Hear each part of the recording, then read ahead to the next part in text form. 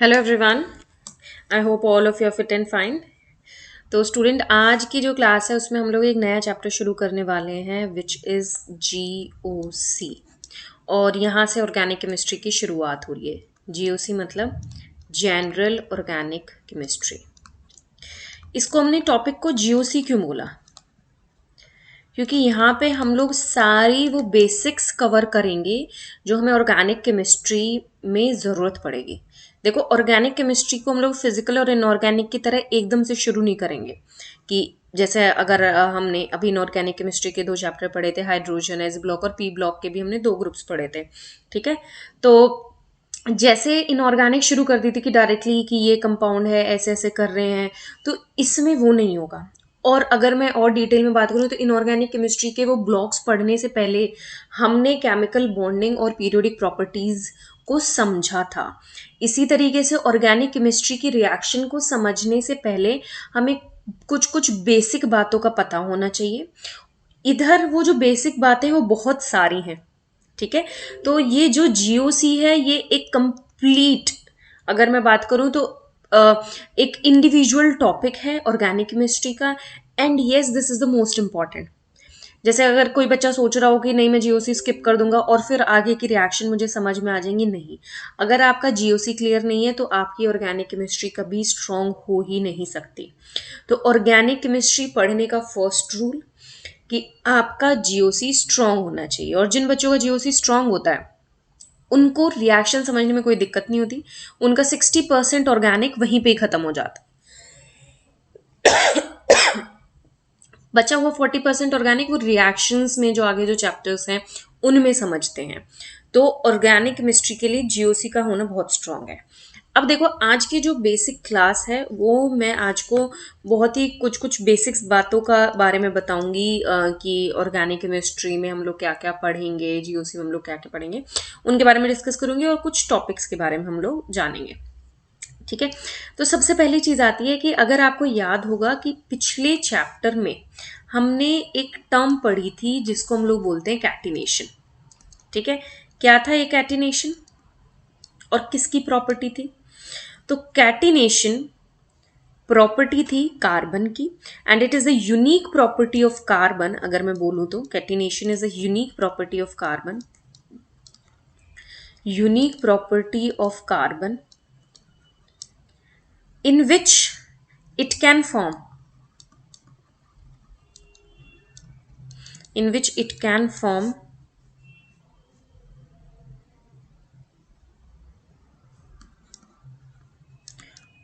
long chain compounds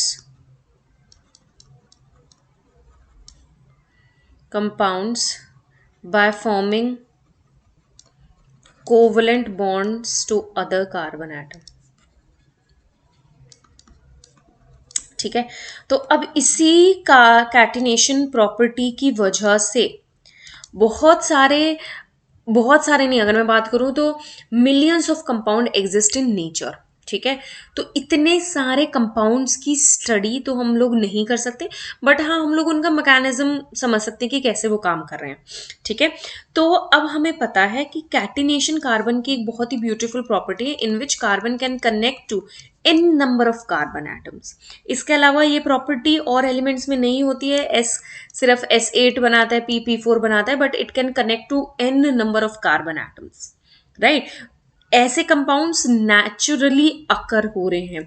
जैसे अगर हम लोग बात करें, स्टार्च हो गया, सेल्यूलोज हो गए, डीएनए मॉलिक्यूल्स हो गए। ठीक है। तो ये सब क्या है? पॉलीमर्स हो गए, प्रोटीन्स हो गए। तो ये सब क्या है? They are long chain compounds. मतलब डीएनए का अगर एक स्ट्रैंड लें तो इतना अगर हम लोग बात करें उसकी लेंथ बहुत ज्यादा होती है। राइट। सो ये क्या है? This is just because of the catenation property of carbon.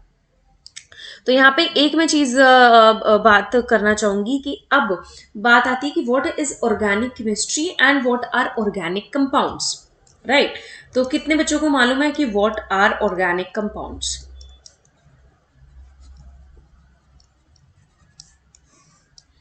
Organic compounds के बारे में अगर हम लोग बात करें तो organic compounds are those compounds of carbon and hydrogen, those compounds of carbon and hydrogen carbon and hydrogen, and are those compound of carbon and hydrogen and other elements. और इसको यहाँ लिख सकते हैं, organic compounds are the compounds of carbon, hydrogen and other elements like, जैसे oxygen हो गया, phosphorus हो गया, सल्फर हो गया, नाइट्रोजन हो गया, हैलोजन हो गया. ठीक है. These are called as organic compounds. The compounds of carbon, hydrogen and other elements, तो यहाँ पे मैंने लिख दिया है the compounds of carbon, hydrogen and other elements like these are called organic compounds.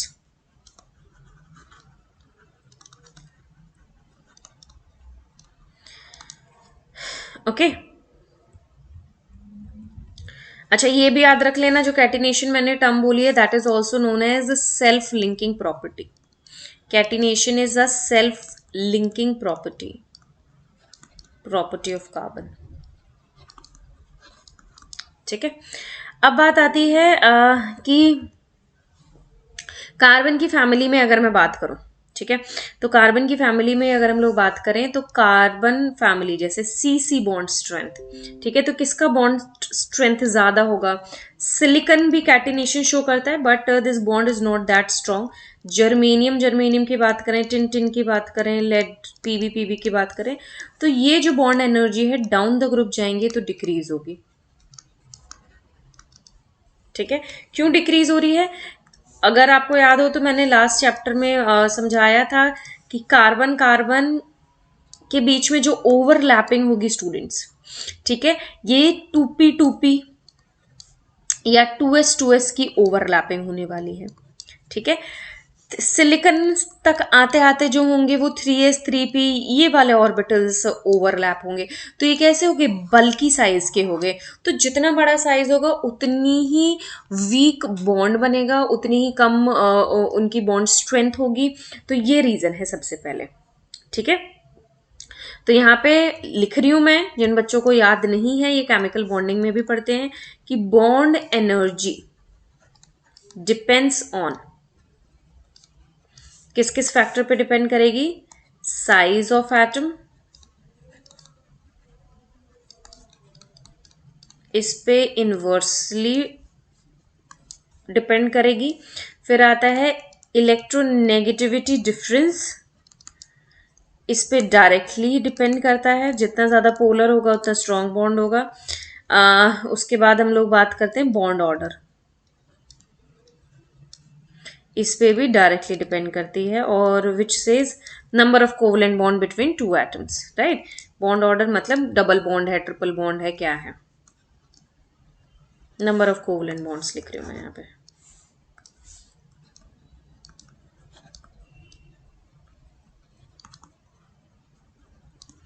ठीक है.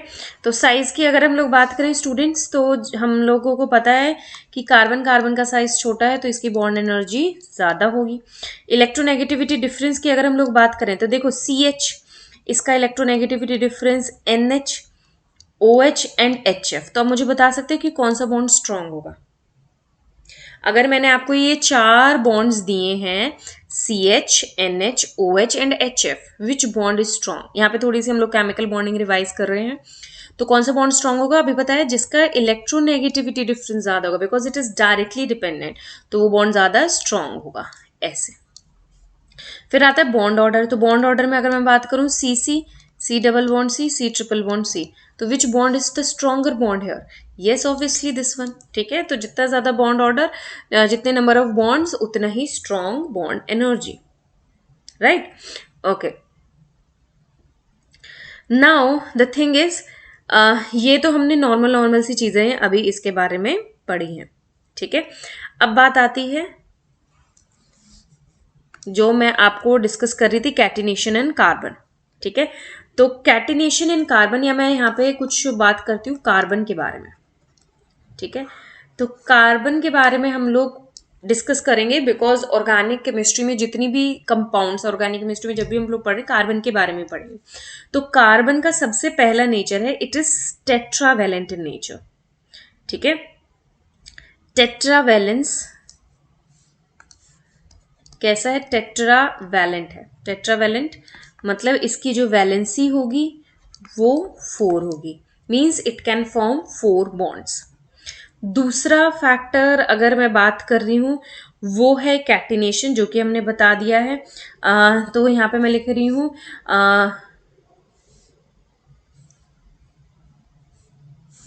यहाँ पे मैं लिख रही हूँ it can form sigma bonds with many elements as well as carbon. ठीक है, तो कार्बन सिग्मा बॉन्ड बना सकता है और बहुत सारे एलिमेंट्स के साथ और कार्बन के साथ भी, राइट। इसके अलावा it can form multiple bonds also, multiple bonds like double bond, triple bond. Why? Due to its small size. अपने स्मॉल साइज होने की वजह से it can form multiple bonds.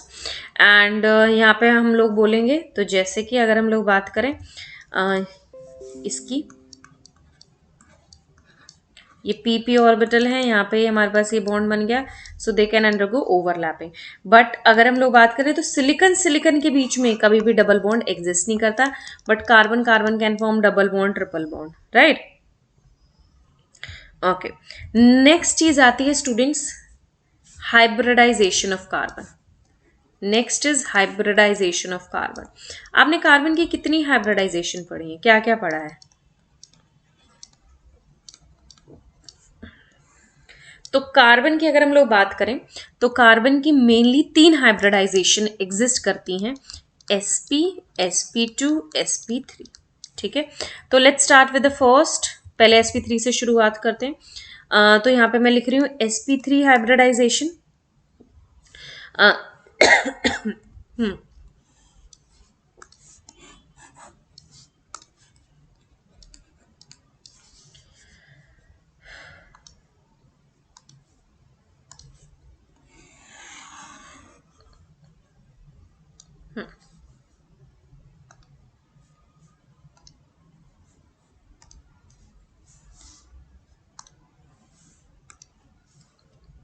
ठीक है, अब आती है नेक्स्ट आती है शेप्स की। अब देखो sp3 हाइब्रिडाइजेशन की अगर हम लोग बात करें तो sp3 हाइब्रिडाइजेशन में first what is the bond angle, what is geometry,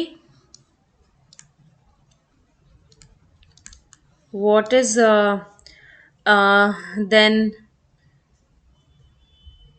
number of bonds, number of sigma bonds। ठीक है, फिर उसके बाद अगर हम लोग बात करें तो परसेंटेज एस कैरेक्टर कितना होगा और परसेंटेज पी कैरेक्टर कितना होगा। ठीक है, और एक और पॉइंट यहाँ पे ऐड कर सकते हैं इलेक्ट्रोनेगेटिविटी। ठीक है, ई एन मतलब इलेक्ट्रोनेगेटिविटी। Just a second.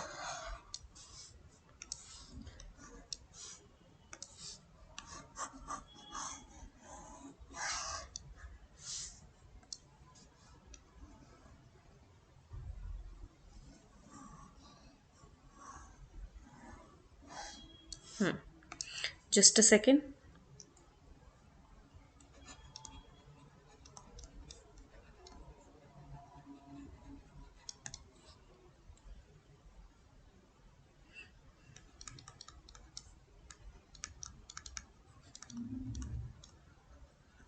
मैं यही चीज लिख रही हूँ दोबारा, परसेंटेज एस कैरेक्टर,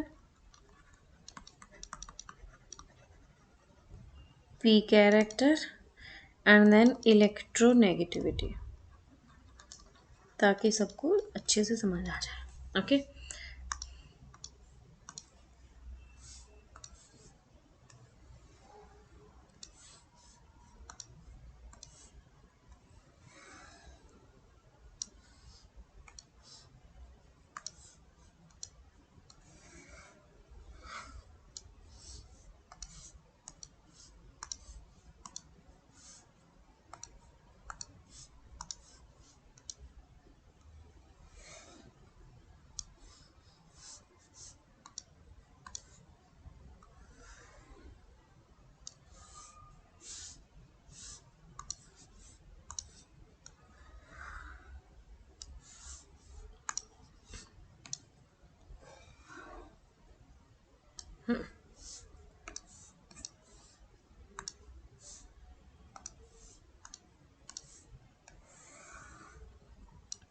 ठीक है, अब करते हैं डिस्कस। तो sp3 का बॉन्ड एंगल कितना होगा students? Who can tell what is the bond angle of sp3? तो bond angle is 109 degree 28 minutes.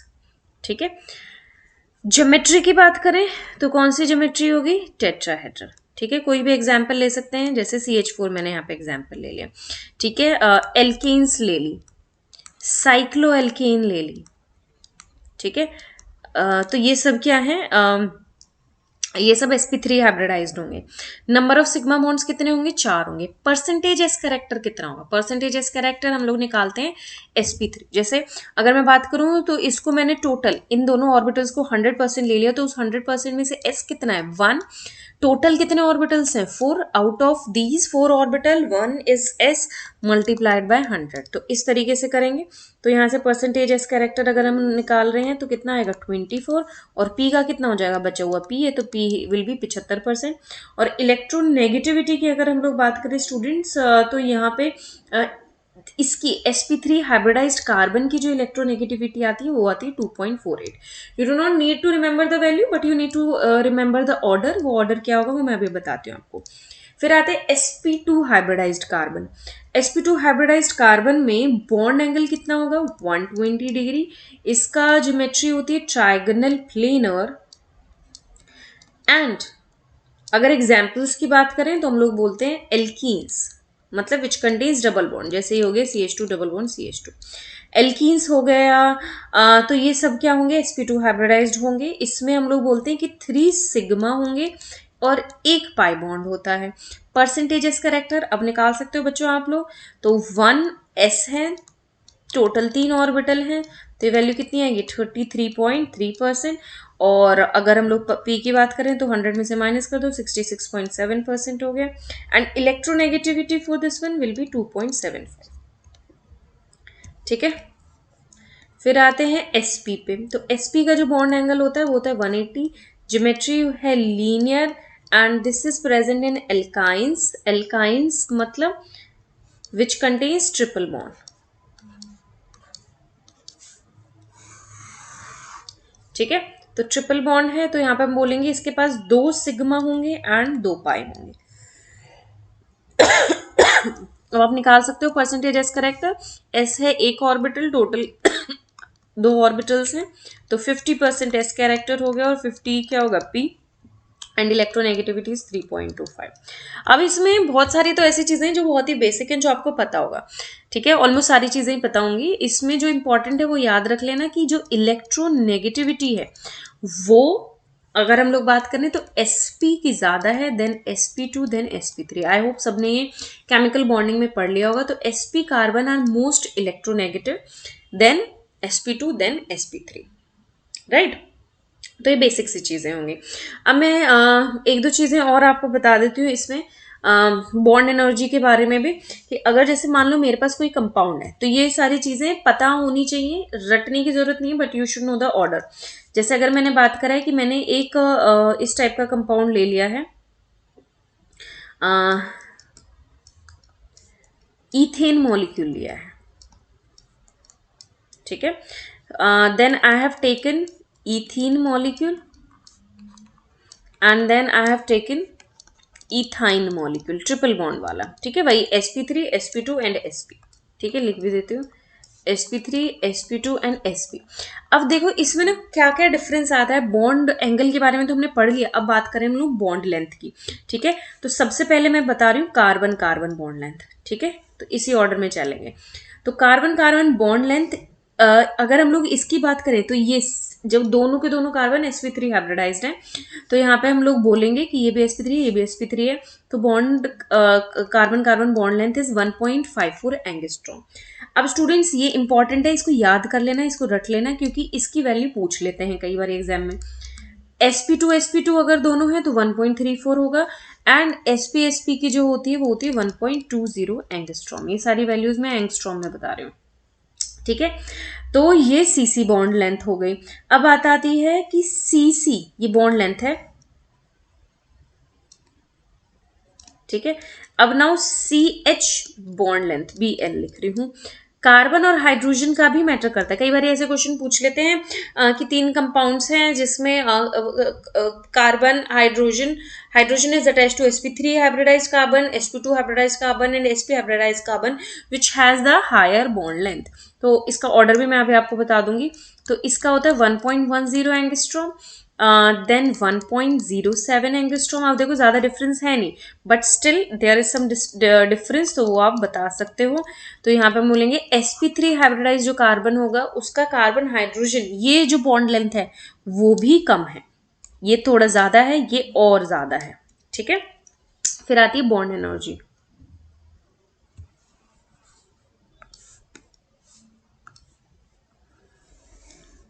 ठीक है, तो नेक्स्ट मैं बता रही हूँ बॉन्ड एनर्जी के बारे में। तो यहाँ पे बॉन्ड एनर्जी किसकी, सबसे पहले हम लोग बात करेंगे कार्बन कार्बन की। ठीक है, तो कार्बन कार्बन की बॉन्ड एनर्जी sp3 अब देखो आपको पता है सिंगल बॉन्ड है, सिंगल बॉन्ड है तो आसानी से टूट जाएगा, बॉन्ड एनर्जी क्या होगी, कम होगी, है ना। कंपैरेटिवली इतना स्ट्रॉन्ग बॉन्ड नहीं है जितना डबल और ट्रिपल बॉन्ड है, तो इसकी बॉन्ड एनर्जी क्या होगी, कम होगी। तो 80 to 85 किलो कैलोरी पर मोल, ये वैल्यू आपको रटने की जरूरत नहीं है। इसकी होती है 142, इससे थोड़ी ज़्यादा, और सबसे ज़्यादा होगी ट्रिपल बॉन्ड की 200 किलो कैलोरी पर मोल।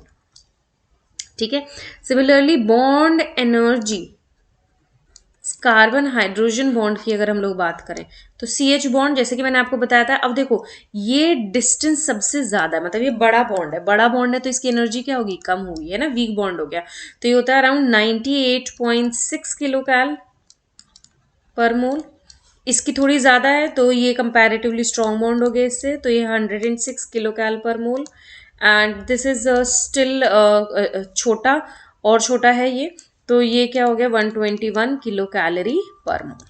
ठीक है, तो ये बेसिक सी चीज़ है। अब देखो इसका बॉन्ड आई थिंक सबको समझ में आ गया होगा। तो bond energy of sp3 hybridised carbon, तो ऐसे क्वेश्चन पूछ लेते हैं, सी sp3 hybridized carbon, sp2 hybridized carbon and sp hybridized carbon, या फिर आपको ऐसे बना के ही दे देंगे। ठीक है, ऐसे बना के ही दे देंगे। तो इनमें अगर आपसे पूछे bond energy of CH bond, तो आपको अगर मैं ऑप्शन दे रही हूँ A B C, तो किसका स्ट्रॉन्ग होगा student, C stronger, then B, then A। और अगर मैं यहाँ पे पूछूँ bond length of CH, carbon hydrogen पूछ रही हूँ, तो कार्बन हाइड्रोजन बॉन्ड लेंथ सबसे ज्यादा होगी A की, फिर B की, फिर C की। तो ये याद रख लेना, बॉन्ड लेंथ और बॉन्ड एनर्जी का जो रिलेशन होगा वो इनवर्स होता है। ठीक है, ये सबको आई थिंक पता होगा। ओके, अब बात आती है आगे। तो ये छोटी छोटी बेसिक सी चीज़ें थी जो हमें पढ़ने की ज़रूरत है इस चैप्टर में। सिग्मा और पाई का आई थिंक रिप्रेजेंटेशन सबको आता है। अगर मैं कोई कंपाउंड पूछूं तो आप बता भी सकते हो कि कितने सिग्मा होंगे, उसमें कितने पाई होंगे। ठीक है, तो कई बार ना ऐसे स्ट्रक्चर पूछ लेते हैं। अब ध्यान से सुनना, और मैं आपको ना एक 30 सेकेंड का टाइम भी दूंगी और मुझे बताना कि इसमें इस पर्टिकुलर मॉलिक्यूल में how many sigma and pi bonds are possible. ठीक है, so I am waiting for all of you. How many sigma and pi bonds are present?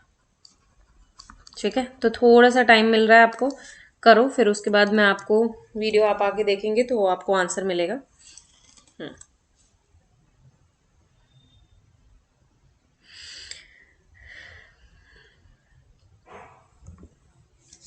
Okay, तो आई थिंक आपने कर लिया होगा। अगर नहीं कर रहे तो पॉज करके पहले आंसर निकालो, फिर मैच करना। ठीक है, तो आई थिंक काफ़ी सारे बच्चों ने इसका जो आंसर लगाया होगा वो ये लगाया हुआ होगा कि पाई तो है 3 और सिग्मा है 1 2 3 एंड हेयर 6। ठीक है, तो 1 2 3 4 5 6 7 8 9, सिग्मा 9। ये कितने लोगों ने करा है? ये रॉन्ग आंसर है। क्यों रॉन्ग है? क्योंकि हमने ये रिप्रेजेंटेशन इस तरीके से बनाया है, बट इसका एक्चुअल रिप्रेजेंटेशन बनाए तो स्टूडेंट्स कार्बन के ना 4 बॉन्ड होने जरूरी हैं। ठीक है, तो अभी तक कितने थे, 1 2 3। इस कार्बन की अगर मैं बात करूं, देखो ये जो सेंटर कर दिया है, तो 1 बॉन्ड 2 बॉन्ड 3 बॉन्ड, चौथा बॉन्ड कौन सा होगा, हाइड्रोजन। हाइड्रोजन को जनरली हम लोग लिखते नहीं है ऐसे, बट वो प्रेजेंट है वहां पे। ठीक है, अब इस कार्बन का देखो, जो ये हाईलाइट कर रही हूँ मैं, ये वाला कार्बन, इस कार्बन के कितने बॉन्ड है अभी, 1 2 3 और ये 4th। ठीक है, तो अब ये ये पॉइंट्स क्या हैं, दीज आर कार्बन, ठीक है। अब ये वाला जो कार्बन है इसके कितने हाइड्रोजन अटैच होंगे, सिर्फ 3, दिखाते नहीं है बट होते हैं ना। तो आप जल्दी में ऐसी गड़बड़ मत कर देना, अब निकाल सकते हो। तो पाई तो 3 ही रहेंगे, सिग्मा कितने हो जाएंगे, देखो 6 7 8 9 10 11, देखो 9 तो पहले ही थे, 9 के बाद 9 और 5 यहाँ पे हो गया, ठीक है। एंड देन 15 16 17 18 19 20 21, ठीक है। तो इस तरीके से आपको कैलकुलेट करना है। Let me recheck it again.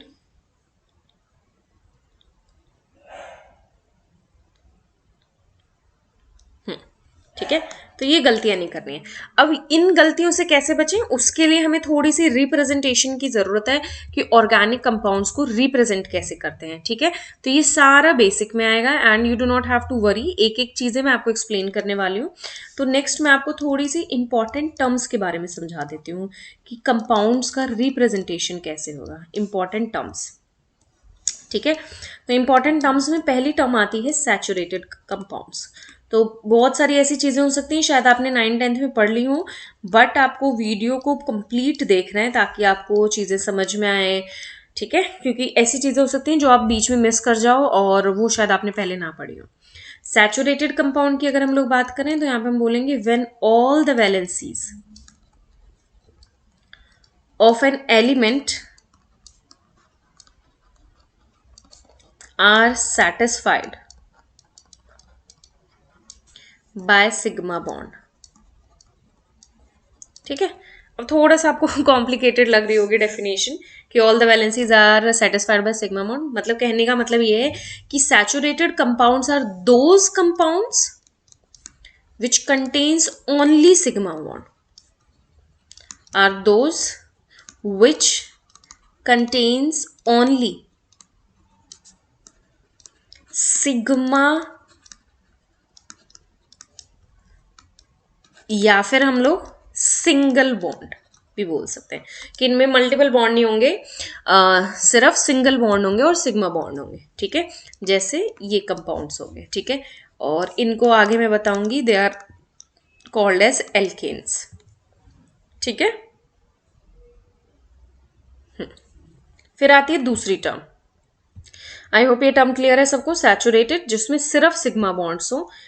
फिर हम लोग दूसरा बोलते हैं unsaturated compounds,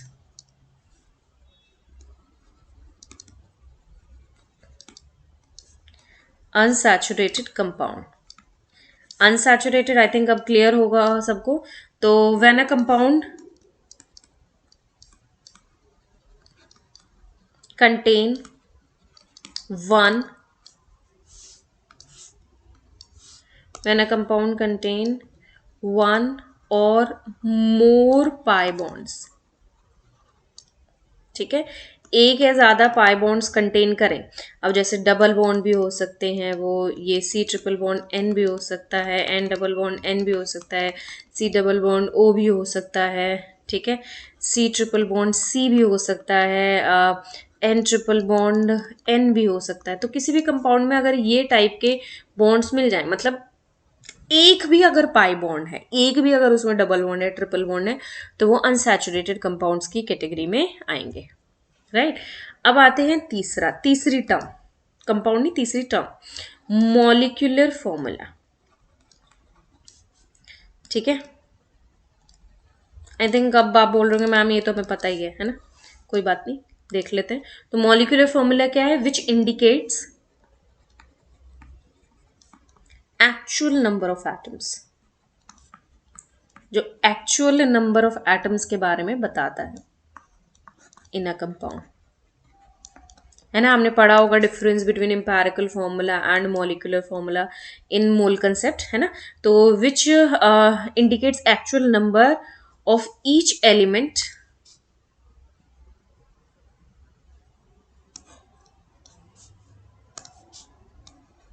of each element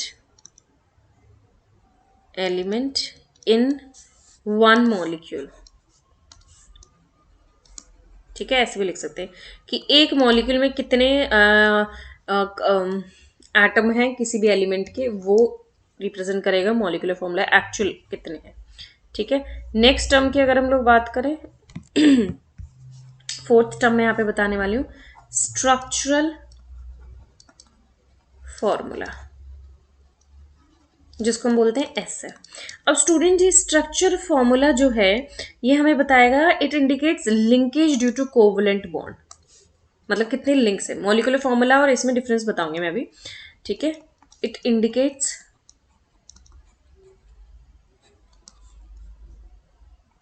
the linkage, कितने लिंकेज हैं ड्यू टू कोवलेंट बॉन्ड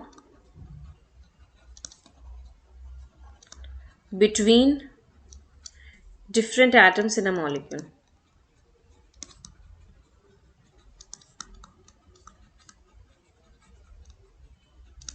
ठीक है, अब इसको हम लोग 3 कैटेगरी में पढ़ते हैं। पहली कैटेगरी आएगी expanded structural formula,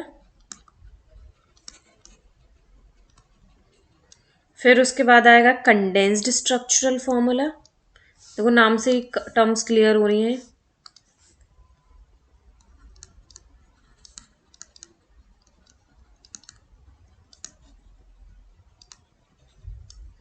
and bond line structural formula. आपको रटने की कोई ज़रूरत नहीं है, और ये सारी चीज़ें ऐसी हैं कि बस एक बार अगर मैं पढ़ा रही हूँ, ध्यान से अगर आप सुन रहे हो तो आपको दोबारा रिवाइज करने की भी ज़रूरत नहीं है इनको। ठीक है, वन गो में दिमाग खोल के पढ़ो, दिमाग खोल के सुनो, एंड आपको चीज़ें समझ में आ जाएगी। ठीक है, अब क्या है, मैं एक एग्जाम्पल लेके समझाती हूँ तीनों चीज़ें, expanded, condensed, bond line, molecular formula, चारों चीज़ों को अगर मैं यहाँ पे बता रही हूँ एक एग्जाम्पल के तौर पे। जैसे मैंने एक सिंपल एग्जाम्पल ले लिया, मैंने सिंपल एग्जाम्पल लिया है प्रोपेन का। ठीक है, मैंने एक कंपाउंड लिया है प्रोपेन। ठीक है, ये नाम कैसे रखना है, आईयूपीएसी नॉमेनक्लेचर कैसे होता है वो मैं बताती हूँ। तो प्रोपेन का अगर मॉलिक्यूलर फॉर्मूला अगर मैं बात करूँ तो इसका मॉलिक्यूलर फॉर्मूला होता है C3H8। ठीक है, तो एक्चुअल नंबर ऑफ एटम बता दी कि इसमें 3 कार्बन है और 8 हाइड्रोजन है, राइट। अब आते हैं स्ट्रक्चरल फॉर्मूला। तो सबसे पहला मैं यहाँ पे बता रही हूँ expanded structural formula, expanded structural formula ESF।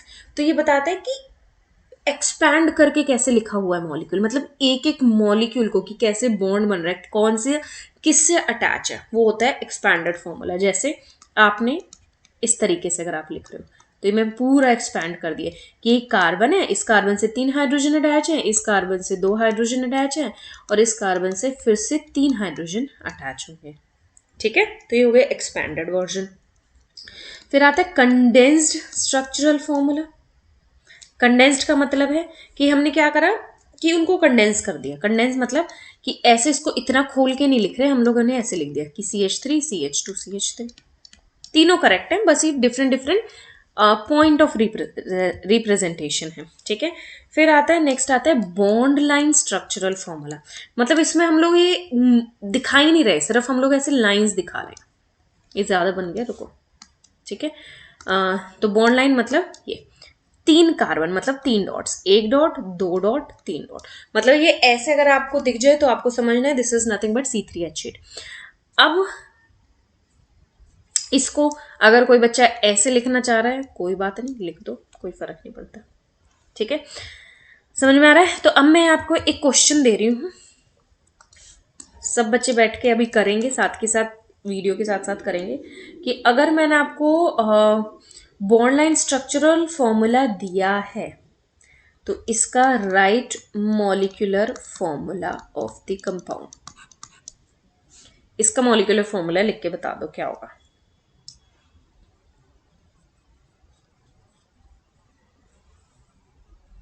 ठीक है, मैं देख नहीं सकती बट आई थिंक आप लोग खुद से जज करेंगे कि आपने सही करा है या नहीं करा है। ठीक है,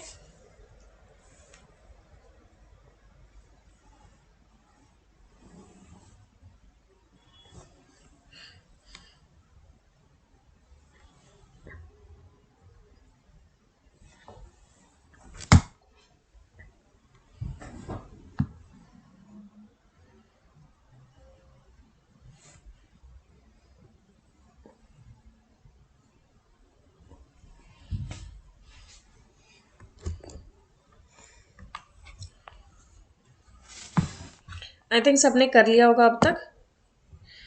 तो जैसे कि क्लियरली दिख रहा है कितने कार्बन है, 1 2 3 4 5, 5 कार्बन। ठीक है, और वैसे कंफ्यूज हो रहे हो तो ऐसे बना लिया करो। देखो इस कार्बन का सिर्फ एक बॉन्ड है, कितना बॉन्ड है, एक, तो बाकी क्या होंगे, 3 हाइड्रोजन हो गए। इस कार्बन का कितना बॉन्ड है, एक है, तो कितने होंगे, 3 हाइड्रोजन होंगे। इसके भी कितने हाइड्रोजन होंगे, 3 हाइड्रोजन होंगे। अब आते हैं इस कार्बन पे, इसको। ठीक है, तो इस कार्बन के कितने बॉन्ड है, एक, दो, दो बॉन्ड, तो कितने हाइड्रोजन होंगे इसमें, 2 हाइड्रोजन होंगे। इस कार्बन के, ये वाले के, ठीक है, कितने बॉन्ड्स हैं, 3 बॉन्ड्स हैं। 3 बॉन्ड है तो कितना हाइड्रोजन होगा, एक होगा। तो काउंट कर लो, 3 + 3 + 3 9 10 एंड देन 12। तो क्या फॉर्मूला हो गया, C5H12। सिंपल सी चीज़ थी, आपको आगे डिफिकल्टी नहीं लगेंगे। शुरू के कुछ फेज में ये शुरू के 1-2 दिन आपको थोड़ा सा लगेगा, बाकी फिर थोड़ा इजी होता जाएगा, फिर हम लोग और डिफिकल्ट चीज़ें पढ़ेंगे। नेक्स्ट टर्म आती है स्टूडेंट्स होमोलॉगस सीरीज। कितने लोगों को आइडिया है इसके बारे में, होमोलॉगस सीरीज? तो होमोलॉगस सीरीज हम लोग बोलते हैं कि it is defined as a series of similarly constituted compounds in which the member possess the same functional group, have the same chemical properties, and have a regular gradation in their physical properties. The two consecutive member differ in the molecular formula by CH2। Simple सी चीज बताते हैं इसको simplify करके। Homologous compounds या homologous series वो हैं जिसमें 2 कंपाउंड्स और more, just a second, 2 or more compounds only differ by CH2N formula. ठीक है, अब ये जो N है it can be 1 2 3 and so on. ठीक है, उनको हम लोग बोलते हैं होमोलॉगस। ठीक है, जैसे कि एग्जांपल मैं लेती हूँ, मैंने एक कंपाउंड लिया CH3। ठीक है, दूसरा कंपाउंड मैं ले रही हूँ CH3 CH2 CH3, तीसरा कंपाउंड ले लिया CH3 CH2 CH2 CH3। तो ये जो तीनों हैं students, what are these are homologous, क्योंकि इनमें जो डिफरेंस आ रहा है वो किसका आ रहा है, CH2 यूनिट का आ रहा है। इसमें एक CH2 फालतू है, इसमें कितने फालतू हैं, 2 CH2 in comparison to this one. मतलब कहने का मतलब है कि किसका डिफरेंस हो, CH2 होल पावर n। तो ये क्या हो गए, होमोलॉगस। अब आपके दिमाग में आ रहा होगा मैम क्या सिर्फ ये हाइड्रोकार्बन्स ही होंगे या कोई और कंपाउंड भी हो सकते हैं? तो नेक्स्ट एग्जांपल मैं यहाँ पे लिख रही हूँ, जैसे अगर मैंने ये लिख दिया, ध्यान से देखना, अल्कोहल मॉलिक्यूल। तो आई होप आपको पता होंगे अल्कोहल होते हैं जिनमें OH फंक्शनल ग्रुप होता है, हम लोग पढ़ेंगे इसके बारे में, आगे डिस्कस करेंगे। तो नेक्स्ट इसका जो होमोलॉगस होगा, अगर मैं ये बना रही हूँ, so yes this is homologous of this compound, है ना? क्यों? क्योंकि किसका डिफरेंस है, सारी चीजें सेम है, फंक्शनल ग्रुप सेम है, कंपाउंड टाइप सेम है, सिर्फ किसका डिफरेंस है, CH2 यूनिट का डिफरेंस है। सो they will be homologous.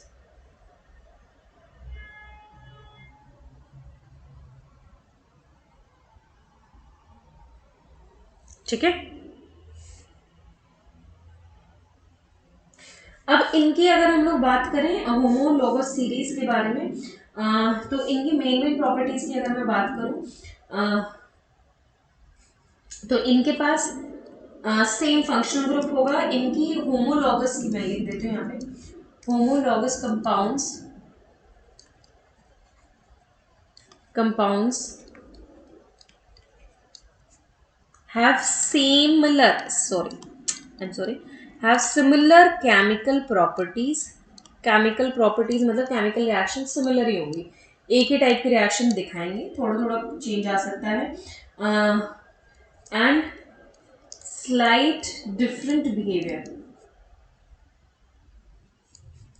Slight यहाँ पे मैं लिख सकती हूँ slight regular gradation in physical properties. Physical property थोड़ी बहुत चेंज हो सकती हैं, मतलब थोड़ा बहुत तो होगा ही चेंज उनमें, but chemical properties almost similar होंगी। ठीक है, ये हो गया होमोलोगस सीरीज। अब जो नेक्स्ट आता है स्टूडेंट्स, नेक्स्ट टॉपिक हम लोग इसमें मैं करवा रही हूँ which is called as degree of carbon.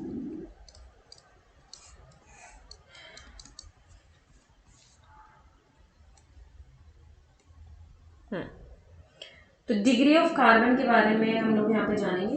तो डिग्री ऑफ कार्बन, इसमें हम लोग इसका जो क्लासिफिकेशन है, ये हम लोग बोलते हैं degree of carbon is nothing but it is defined as number of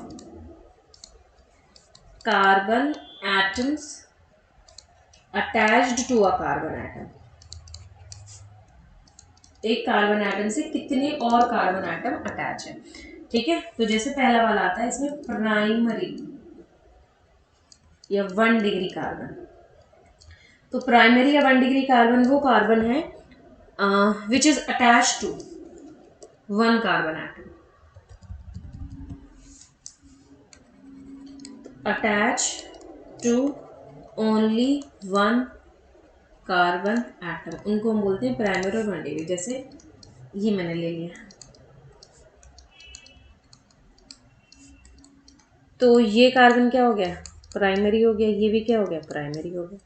फिर आते हैं सेकेंडरी 2 डिग्री कार्बन। तो 2 डिग्री कार्बन वो होंगे अटैच टू 2 कार्बन एटम्स, जो 2 कार्बन एटम से अटैच हो। जैसे मैंने एक कंपाउंड ले लिया CH3 CH2 CH3। अब जिसको मैं येलो कर रही हूँ उसको देखना है, ये वाला कार्बन एटम कितने से अटैच है, 1 और 2 कार्बन एटम। तो ये वाला क्या हो जाएगा, 2 डिग्री। बट इन बेचारों को देखें तो ये किससे अटैच है, इससे सिर्फ एक ही कार्बन अटैच है, इससे भी एक ही कार्बन है, तो ये दोनों क्या हो गए, 1 डिग्री हो गए। ठीक है, फिर आते हैं टर्शियरी कार्बन एटम और 3 डिग्री कार्बन।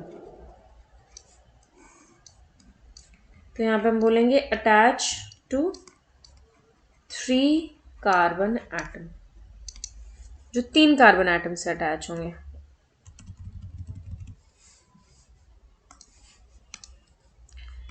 तो ये एक एग्जांपल ले लिया। ठीक है, तो अब ये जो सेंटर वाला है इसकी बात करें तो ये 3 डिग्री हो गया, और बाकी ये सब क्या हो गए, दीज आर 1 डिग्री। लिख सकते हैं इसे। ठीक है, फिर आते हैं नेक्स्ट आते हैं क्वार्टनरी, क्वार्टनरी और 4 डिग्री कार्बन। तो which is attach to 4 carbon atom. Example is this one. तो ये वाला कैसा हो जाएगा, 4 डिग्री हो गया। इसमें एक और डेफिनेशन हम लोग करते हैं students, super primary. Super primary simple, जो किसी से अटैच नहीं होगा। तो इसका एक ही मॉलिक्यूल है CH4, तो this CH4 is super primary. ठीक है, जैसे हमने कार्बन के बारे में डिग्रीज एक्सप्लेन करी, उसी तरीके से हाइड्रोजन के बारे में भी डिग्रीज एक्सप्लेन करेंगे। ठीक है, तो मैं एक एक पॉइंट बता देती हूँ। तो सबसे पहले आते हैं प्राइमरी हाइड्रोजन। ठीक है, उनको हम लोग बोलेंगे, मैं एक एग्जाम्पल के साथ बताऊंगी, अभी देख लेना। अटैच टू 1 डिग्री कार्बन, जो 1 डिग्री कार्बन से अटैच हो वो प्राइमरी हाइड्रोजन कहलाएंगे। फिर आते हैं secondary carbon, sorry secondary hydrogen. फिर आते हैं टर्शियरी हाइड्रोजन, और क्वार्टनरी हाइड्रोजन एग्जिस्ट नहीं करते। तो हम बोलेंगे attach to 2 degree carbon, attach to 3 degree carbon. Why I have not written quaternary, let me explain one by one. ठीक है, अब जैसे पहला वाला एग्जाम्पल मैंने ले लिया, एक एग्जाम्पल मैं करवा रही हूँ सारा।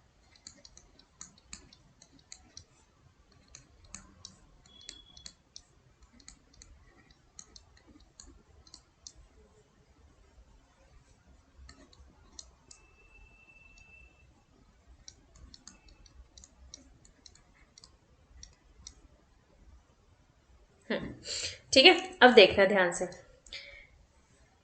ये वाला कैसा कार्बन है, प्राइमरी। ये भी प्राइमरी है, ये भी प्राइमरी है, ये भी प्राइमरी है, ये भी प्राइमरी है। फिर उसके बाद आते हैं हम लोग सेकेंडरी पे, तो ये सेकेंडरी हो गया, ठीक है। फिर आते हैं टर्शरी पे, तो टर्शरी की अगर मैं बात करूं तो ये वाला जो कार्बन है, this is tertiary carbon. And next अगर हम लोग बात करें क्वार्टेनरी की, तो ये वाला जो कार्बन हो गया ये हो गया क्वार्टेनरी कार्बन। अभी ऐसा क्वेश्चन आने के चांसेस तो नहीं है, बट बेसिक जब आप कुछ मॉड्यूल सॉल्व करोगे तो वहां पे आपको मिल सकता है, एक्सरसाइज में आपको मिलेगा कि अगर मेरे से बात करी जाए इस कंपाउंड में कितने 1 डिग्री हाइड्रोजन्स हैं, तो can you calculate? Yes obviously, क्योंकि यहाँ पे तीन तीन, एक, दो, तीन, चार, 5 1 डिग्री कार्बन है, तो यहाँ पे हम बोलेंगे, और एक 1 डिग्री कार्बन से कितने हाइड्रोजन अटैच है? 3, तो 15 हो जाएगा। 2 डिग्री हाइड्रोजन्स, तो 2 डिग्री एक ही है, कार्बन एक ही है, तो एक कार्बन से 2 हाइड्रोजन अटैच है 2 डिग्री से, तो 2 डिग्री हाइड्रोजन होंगे। 3 डिग्री हाइड्रोजन, एक ही 3 डिग्री हाइड्रोजन है और एक ही हाइड्रोजन अटैच है, एक हो जाएगा। देख लो भाई, ये रहा 3 डिग्री एक ही है, ठीक है, एक ही है ना। यहाँ पे 2 थे, ठीक है। अब आते 4 डिग्री। कार्बन के ऑलरेडी 4 बॉन्ड बन गए, इधर इधर ध्यान से देखो, कार्बन के ऑलरेडी 4 बॉन्ड बने हुए हैं, क्या कोई हाइड्रोजन अटैच है? नहीं, तो 4 डिग्री हाइड्रोजन इज ऑलवेज 0, तो there is no concept of 4 degree hydrogen, right. तो आई होप ये एग्जाम्पल क्लियर होगा सबको, ठीक है। तो मैं कुछ एक दो एग्जाम्पल्स दे रही हूँ, आप इनको सॉल्व कर सकते हो, and you can also show it to me on the WhatsApp group इनके आंसर्स, राइट। तो क्वेश्चन है ये,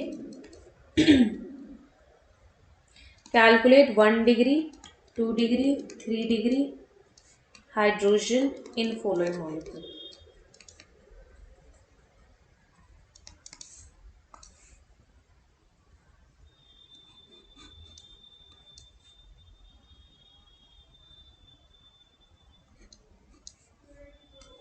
फर्स्ट कंपाउंड, सेकेंड कंपाउंड,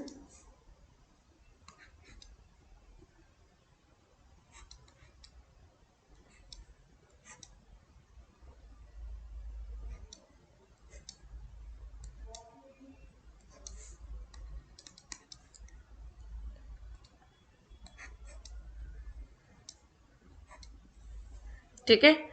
तो इनमें इन चारों कंपाउंड्स में लिख सकते हो आप एग्जाम्पल्स, तो मुझे 1 degree, 2 degree, 3 degree carbon hydrogens आपको बताने हैं, ठीक है।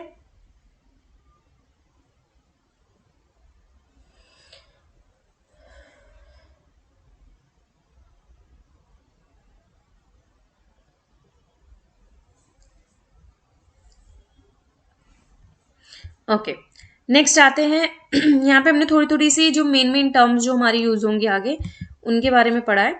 अब नेक्स्ट आते हैं क्लासिफिकेशन ऑफ ऑर्गेनिक कंपाउंड।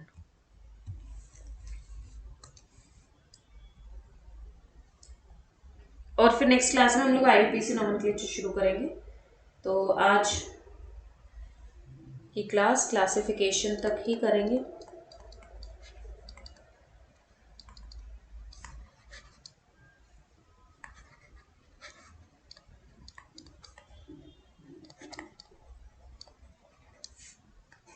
ठीक है, तो ऑर्गेनिक कंपाउंड्स की अगर हम लोग बात करें स्टूडेंट्स, तो ये ट्री जैसा बनाऊंगी मैं। तो organic compound broadly classified into 2 types, ठीक है। कुछ ऐसी टर्म्स होंगे जो आपको नहीं पता है, कोई बात नहीं, घबराना नहीं है, धीरे धीरे हम लोग करेंगे। तो पहले आते हैं ए साइक्लिक कंपाउंड, और जिनको हम लोग बोलते हैं और ओपन चेन कंपाउंड्स, ठीक है। और इन्हीं को हम बोलते हैं एलिफैटिक कंपाउंड्स। तो ब्रॉडली 2 कैटेगरी में क्लासिफाई करें, एलिफैटिक कंपाउंड्स। दूसरे आते हैं साइक्लिक कंपाउंड और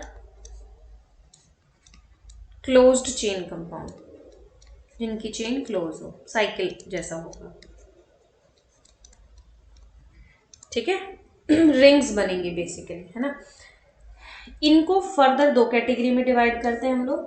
पहले आते हैं सैचुरेटेड और दूसरे आते हैं अनसैचुरेटेड।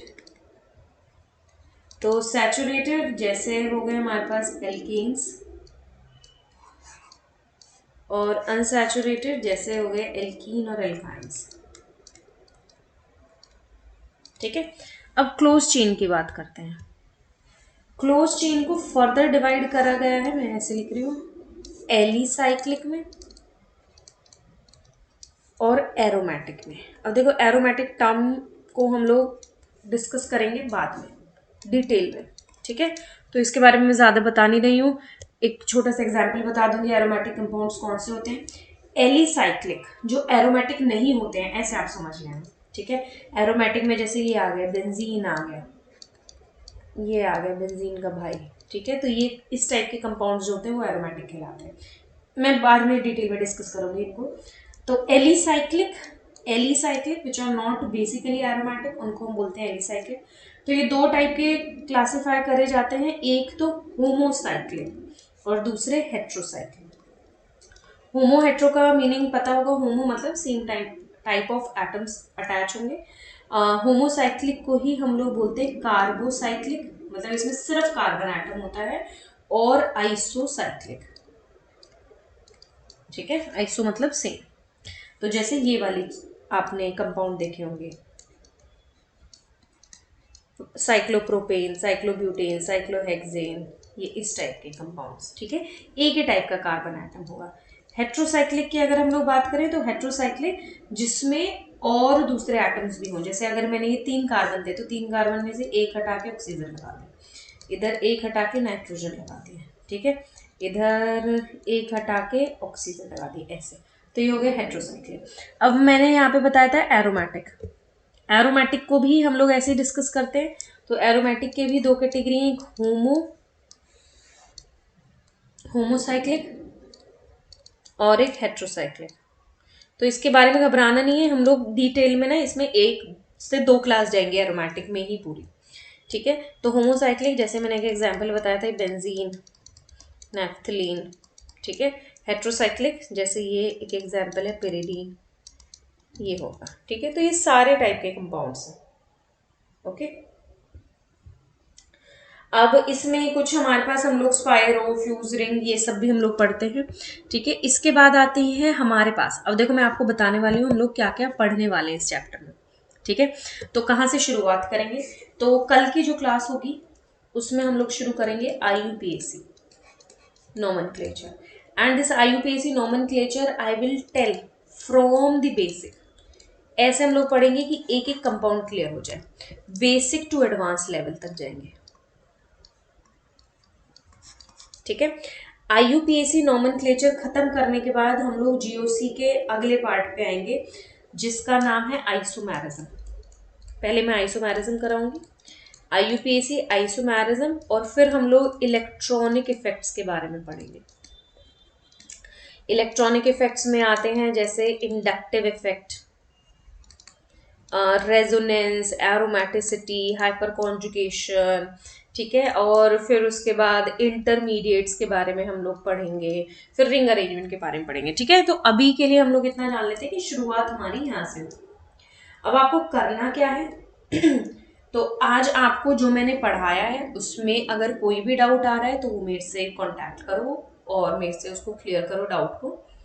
कल की क्लास में जो भी मैं करवाऊंगी मैं कुछ आपको क्लास में ही एग्जाम्पल्स दूंगी, क्योंकि IUPAC का कुछ ऐसे ना, देखो इसमें ना बहुत सारे रूल्स हैं IUPAC में, डरा नहीं रही हूँ मैं, बट हम लोग स्टेप बाय स्टेप चलेंगे। तो जो भी मैंने क्लास में करवाया है, जो भी मैं एग्जाम्पल्स दे रही हूँ, वो मुझसे उसी दिन या नेक्स्ट डे तक इमीडिएटली पूछ लेना।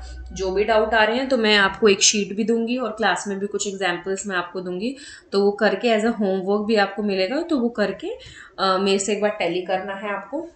सो this all we are going to do, तो यही मैकेनिज्म फॉलो होगा, राइट। तो इस तरीके से करेंगे कंप्लीट GOC।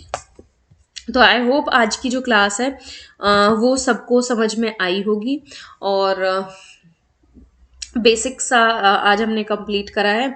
ठीक है, इसमें कुछ कुछ हम लोग प्रॉपर्टीज के बारे में भी पढ़ेंगे, रिप्रेजेंटेशन के बारे में भी पढ़ेंगे, benzenoid compound, non benzenoid compounds क्या होते हैं, ये सब हम लोग थोड़ा थोड़ा इसी में ही कवर करते हुए चलेंगे।